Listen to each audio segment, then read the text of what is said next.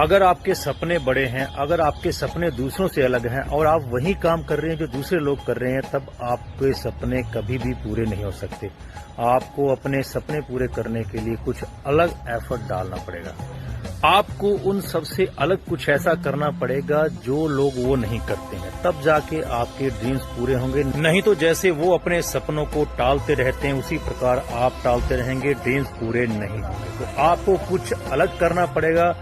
तो कर दिखाओ कुछ ऐसा कि जो दुनिया करना चाहे आपके जैसा। आप गरीबपुर से अमीरपुर जाना चाहते हैं तो आपको कई प्रकार की बातों का यहाँ पे ध्यान रखना पड़ता है। सबसे पहली बात तो यह है कि आपको एक सही ट्रेन का चुनाव करना पड़ता है, जो कि आपको गरीबपुर से लेके अमीरपुर सही रेलवे स्टेशन पर लेके जाए। और भी बहुत सारी ऐसी बातें होती हैं जो आपको ध्यान रखना पड़ेगा। रास्ते में दोस्तों कई प्रकार के स्टेशन आते हैं, जहाँ भयपुर, सलाहपुर, आलसपुर, होशियारपुर, ज्ञानपुर और कई प्रकार की मोहनियां कामनियां भी आपके रास्ते में आने वाली हैं। तो आपको उतरने पर मजबूर करेंगे कि आप यहाँ उतर जाइए। आपके मन में कई बार ख्याल आएगा कि नहीं मैं उतर जाता हूँ। कई बार होशियारपुर आपको मिलेंगे तो वहाँ पे आप सोचेंगे मैं उतर जाऊँ। अगर आप दोस्तों अमीरपुर पहुँचना चाहते हैं तो आपने ये सोचना है कि मैंने गरीबपुर से अमीरपुर की टिकट ली है, रास्ते में मेरे को किसी भी प्लेटफॉर्म पे नहीं उतरना है, तब जाके आप जो है अमीरपुर पहुँच पाएंगे। दोस्तों क्या आप जानते हैं कि दुनिया में सिर्फ एक प्राणी है जो आपको कामयाब कर सकता है? सोचो भला वो कौन है? सोच लिया? वो आप खुद हैं, जो आप अपने आप को कामयाब कर सकते हैं, अपने आप को सफल बना सकते हैं, अपने ड्रीम्स पूरे कर सकते हैं।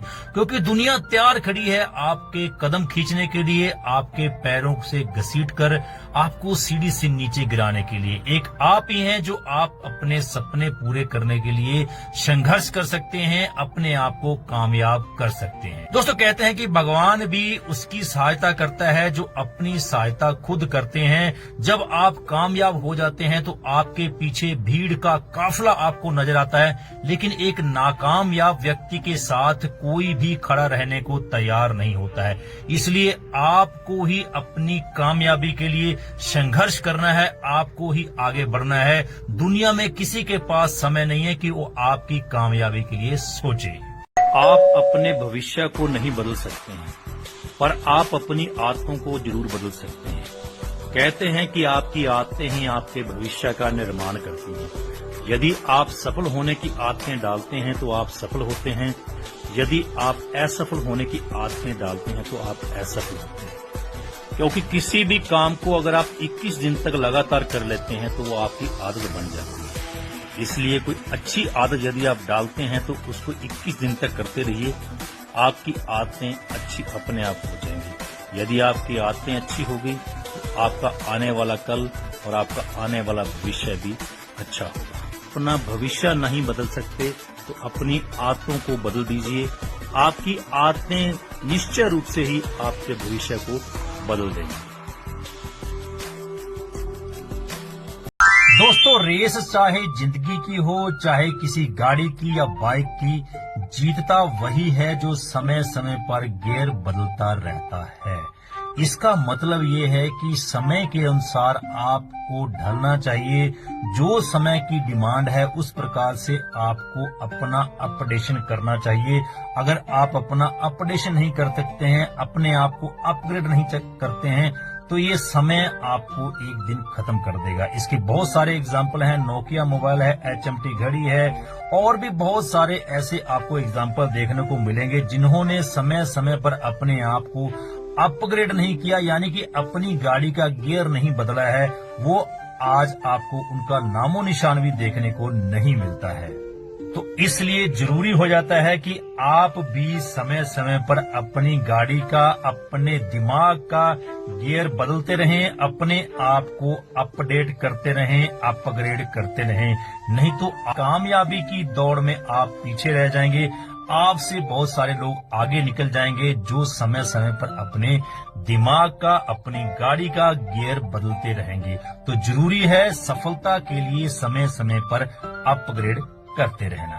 कहते हैं कि लंबा धागा और लंबी जुबान हमेशा समस्या पैदा करते हैं। इसलिए जुबान को समेटकर और धागे को लपेट कर रखना चाहिए।